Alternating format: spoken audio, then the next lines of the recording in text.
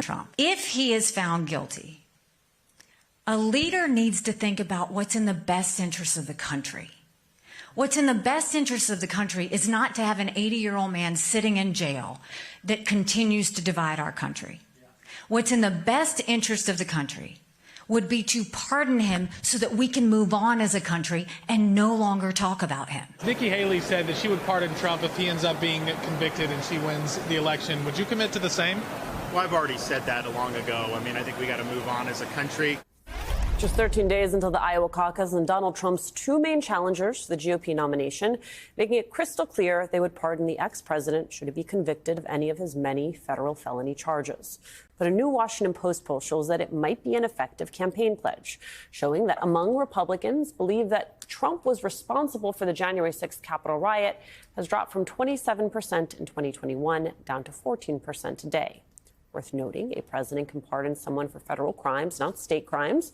And so if you have lost count, we do not blame you. Nikki Haley and Ron DeSantis' campaign pledges would bail former President Trump out of 44 of his 91 criminal indictments that he could potentially be convicted of, criminal charges, leaving him on his own if he were convicted of the other 47 charges he faces in New York and Georgia. We are back with Tim and with Basil. All right, Tim, let's look at a poll out of Iowa, if we might.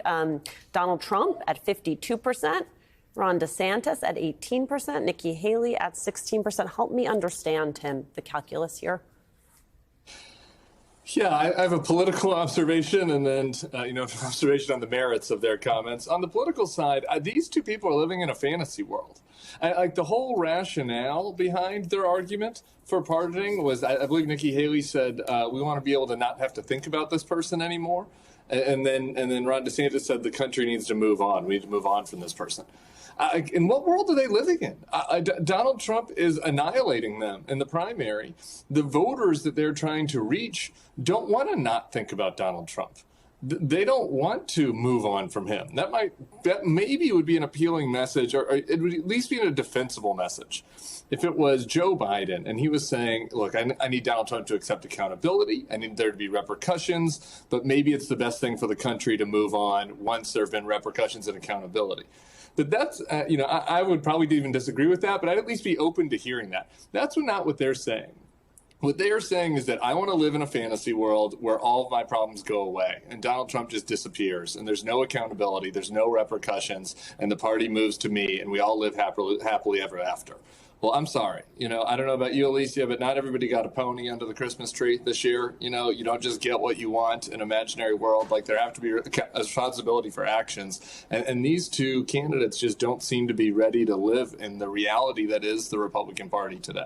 Right. I mean, there's the reality of this Republican Party, Basil. There's also the fact that you have Republicans moving farther and farther away from what actually happened on January 6th, and just the way in which that then shapes the way that voters think about our democracy. Well, in that regard, and given what both Nikki Haley and Ron DeSantis have said, Nikki Haley's omission of slavery is consistent, right? If we don't say it, it didn't happen. And that's clearly what she wants to have happen in the Trump environment.